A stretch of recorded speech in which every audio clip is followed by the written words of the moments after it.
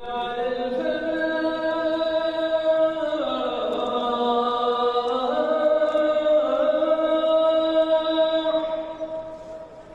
علیکم۔ آج میں آپ کے ساتھ کوئی ریسیپی شیئر نہیں کر رہی بلکہ حرمین شریفین کی خوبصورت یادیں آپ سے شیئر کر رہی ہوں، جہاں پہ ہر مسلمان کا جانے کے لیے دل بےتاب اور بے چین رہتا ہے۔ یہ خطہ زمین کے وہ خوبصورت مقامات ہیں جہاں پہ مسلمانوں کا روحانی مرکز بھی ہے۔ حرمین شریفین کے مقام اور اس کی شرف و فضیلت کے متعلق قرآن پاک کے علاوہ احادیث، سیرت اور تاریخ کی کتابیں بھری پڑی ہیں۔ یہاں پہ اللہ پاک کا گھر ہے، وہ خالص عبادت کی جگہ، وہ خالص گھر جسے اللہ تعالیٰ نے سب سے پہلے قائم فرمایا اور صرف اسی کی عبادت کے لیے یہ گھر قائم کیا گیا، جسے بیت اللہ کہا جاتا ہے، جو کہ مکہ مکرمہ میں ہے، بہت برکت والا اور تمام جہان کے لیے ہدایت اور رہنمائی کا سرچشمہ بھی ہے۔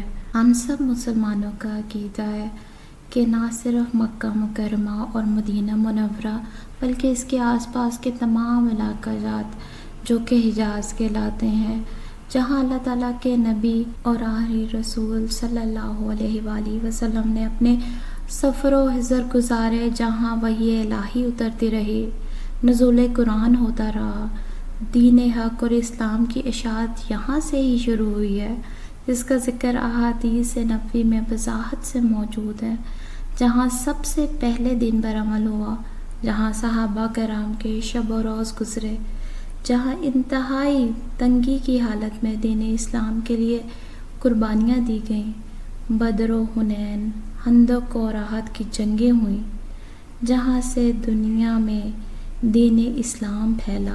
یہ علاقہ جات بھی ہر مسلمان کے لیے بہت مقدس و بابرکت ہیں۔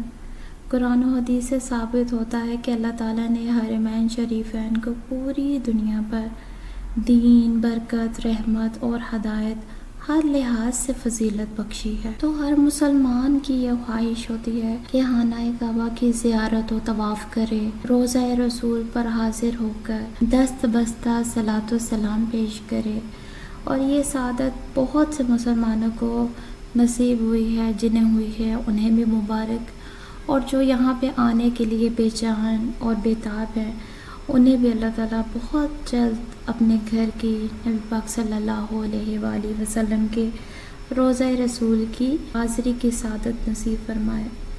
حرمین طیبین کے دیگر مقدس و بابرکت مقامات کے پرکیف نظاروں کی زیارت ہر مسلمان کے نصیب میں فرمائے۔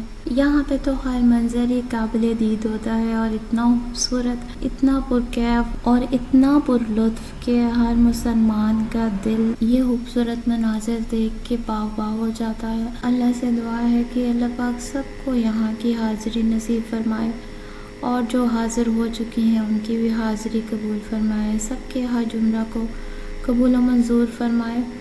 اور یہاں پہ ویسے تو ہر منظر ہی بہت خوبصورت ہے، لیکن اگر بارش ہو جائے، خوبصورت بارش کے نظارے میں نے آپ کے ساتھ شیئر کیے ہیں۔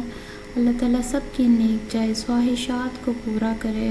کہتے ہیں بارش ہو تو دعا مانگنی چاہیے، اس موقع پہ بھی دعا کی جاتی ہے، لیکن ابھی ویڈیو دیکھتے ہوئے بھی میرے دل سے دعا ہے کہ اللہ تعالیٰ سب مسلمانوں کی پریشانیوں کو، مشکلات کو دور فرمائے، سب کی نیک جائز خواہشات کو پورا فرمائے، جو ہمارے حق میں بہتر ہیں وہ قبول و منظور فرمائے، اپنا رحم فرمائے، کرم فرمائے، خاتمہ بالایمان کرے انشاءاللہ تعالی۔ امید ہے آپ کو یہ آج کی خوبصورت سی ویڈیو بہت اچھی لگی ہوگی۔